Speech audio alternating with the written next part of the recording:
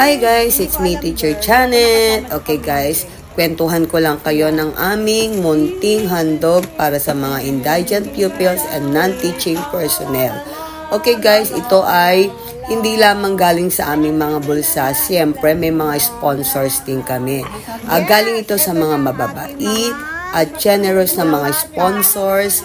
Okay guys, ito yung mga nalikom namin. Binili namin ng pang Noche Buena para sa aming mga indigent pupils at sa mga non-teaching personnel. Ito guys, hindi lamang po kami basta nagtuturo sa mga loob ng aming mga classroom. Siyempre, serbisyong totoo, serbisyong mula sa puso. Kami po ay nag-e-effort, nagpapakapagod para pasaya lang namin ang mga batang nangangailangan, mga batang kailangan talaga na mabigyan sila ng masayang Noche Buena. Okay, ito na yan guys. So, bumili sila sa South Mall, sa SM, ang mga teachers na mga masisipag at mababait din po guys. Ayan guys.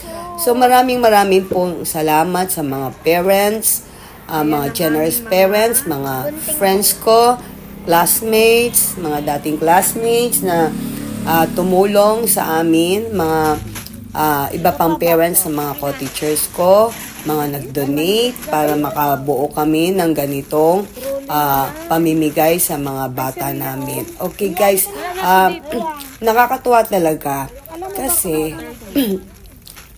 nakakaiyak. Okay. Ayan, tingnan nyo guys. Pagtulong-tulong talaga tayo. Yung ating gustong magawa. Yung ating gustong mapasaya ang mga tao na masikip na nangangailangan. Ayan guys, naging successful ang aming gift giving sa mga bata. Diba masaya yung nakakatulong tayo. Wala man lang tayo. Magkano doon? Wala man tayong malaking pera or financial. Pero yung effort at yung 75. time na binibigay natin ay napakalaking bagay. Ayoko na kasi nakakatouch.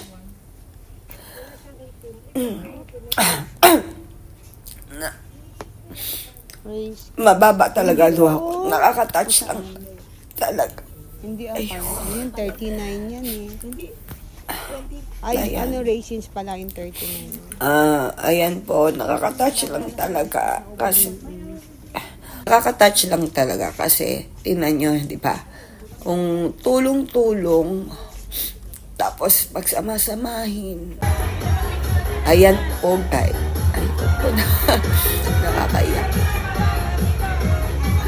Okay guys, I'm back. Uminom lang ako tubig.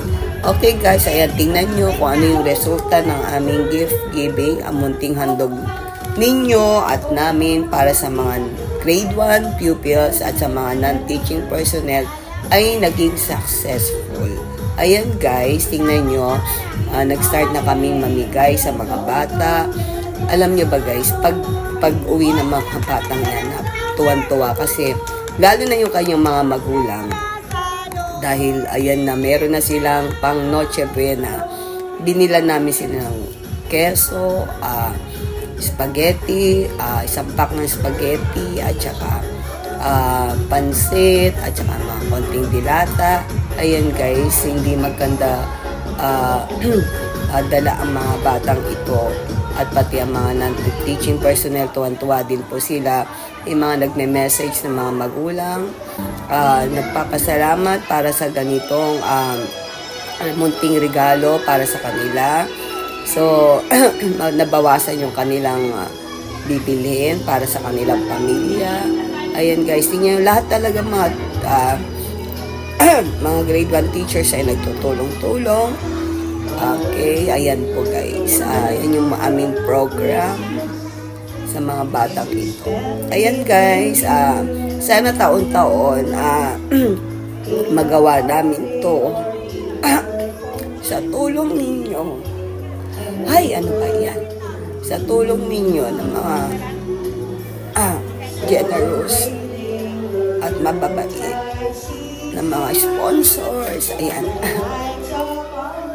Kasi tingnan nyo, lahat sila ay tuwan-tuwa dahil sa kahit naman sino matutuwa talaga pag nakakatanggap tayo talaga ng mga ganitong regalo na alam natin basic needs talaga ng mga tao ang pagkain, lalo na pag Christmas.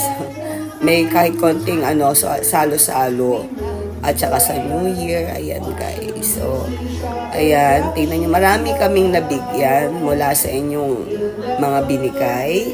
Ayan po ang aming mga nabuo. Ayan, kahit hirap na hirap kami magkandadala, ay okay lang, hindi namin ramdam. Kasi ayan po, talagang ang dami po guys. Ayan, maraming salamat po from the bottom of our hearts. Thank you very much and God bless you all po. Ayan guys.